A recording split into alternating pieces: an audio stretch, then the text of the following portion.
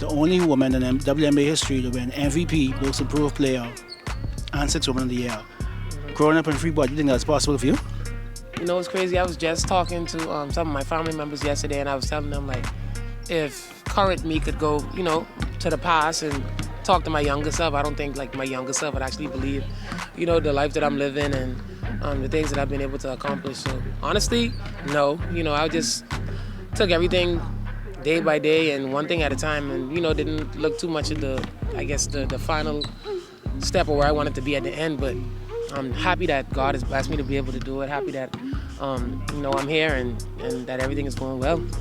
This is a big team. You are in Brooklyn. We in Brooklyn, but it's New York Liberty. You have some other good players, but you was our MVP.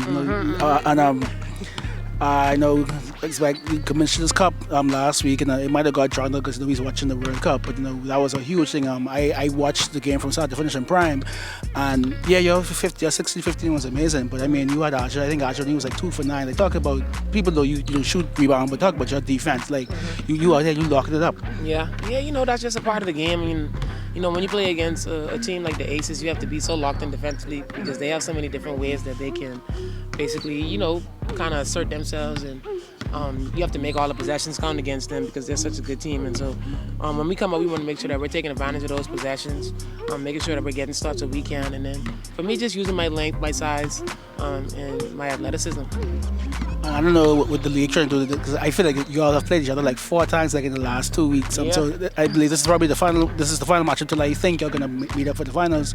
Just talk to me about that back and forth rivalry. You guys won. I think it's like 30 points. Then there was a Commissioner's Cup, and you guys lost. I talked about tonight. Like what's the motivation? Just how you feel. I know all this familiarity. My tongue, sorry, breeds contempt. Talk to me about that. Yeah. No, I don't think it breeds contempt. I think we understand that. For the last 2 seasons that they have kind of been the standard in the league. And when you really look at their games and what they've been able to do these last 2 years, there hasn't been a lot of teams that have been able to kind of crack that code and figure it out. And so they've been having like really big margins of victory against their opponents.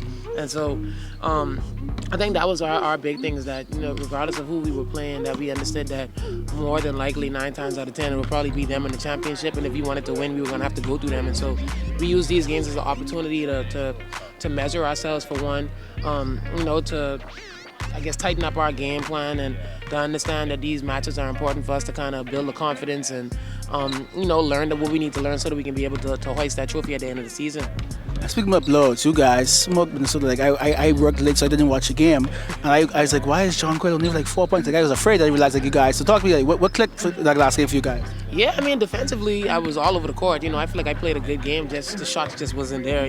Whether that's the offense or whatever. But I only can control what I can control, and that's playing hard. And I played really hard that game. So going back and watching it, I didn't feel discouraged at all. I felt really happy with the end of the game and how we played. And ultimately, it's not just about me. It's about the team and what we were able to do. So I think that was a really good game, a really good tune-up for us coming into this game. And basketball is a team sport. I do have my bags packed to possibly come back for a finals game. Okay. But I want to know personally. Like I said, you're the first woman to have these accolades. Where's the defensive player of the year on your checklist of what you want to accomplish? I think it's definitely something that I can accomplish. But like all my accomplishments, I know it sounds super cliche every time I say it, but it's never been something where I like. It's like, I want to win this year or something like that. It's just me going out there playing hard and just, playing the games. And I think that's just been my approach to everything in life is just taking it one step at a time and not really focusing on the end goal. And moving on to the 2-4-2 stuff, like, so 1980, Sweet Bells was drafted, the first non-American to go number 1. Then we have the Rick Fox. We claim Clay, we claim Eric Gordon, but 2016, within like maybe a 2-month span, you and Buddy grouped together. 2016, you both got drafted. I feel like this is where the shift of Bahamian basketball really comes, because to see 2 of our own.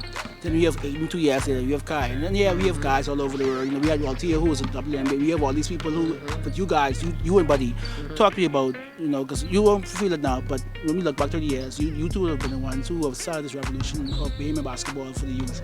How do you feel knowing back? I mean, I know like you're still in it, but what does that mean to you?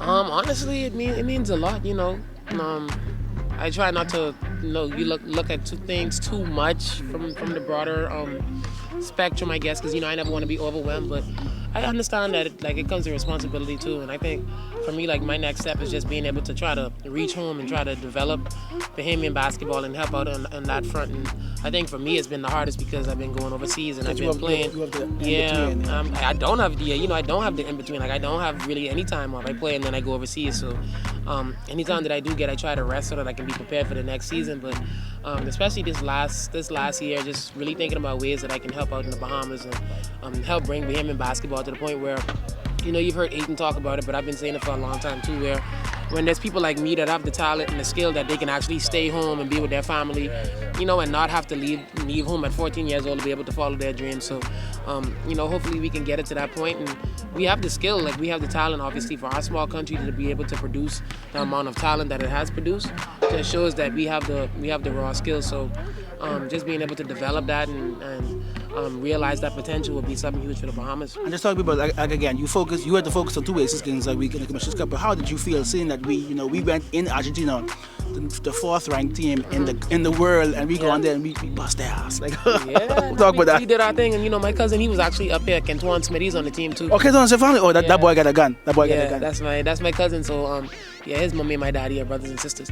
But so I was happy to be able to watch them do that, and we have a chance to make the Olympics, and I think that's a huge thing for the Bahamas. We've never been this close ever in our history. And I think all the men on the team understand that, and I really believe that it's a goal that they are going to achieve. So I already told my cousin, as soon as they qualify, I'm getting my tickets. So I'll be in Paris. I saving my pennies and I go to Paris next year, because I'm even watching the World Cup. I'm like, we could hang with these guys. We could hang with these guys. I saw France just lost. France's hosting, and France is out. They lost to Latvia without Kristaps. They lost to I can't remember.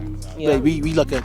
Yeah, man. So we have an opportunity to do it, and I'm happy that we got all the men bought in and ready to go. So yeah.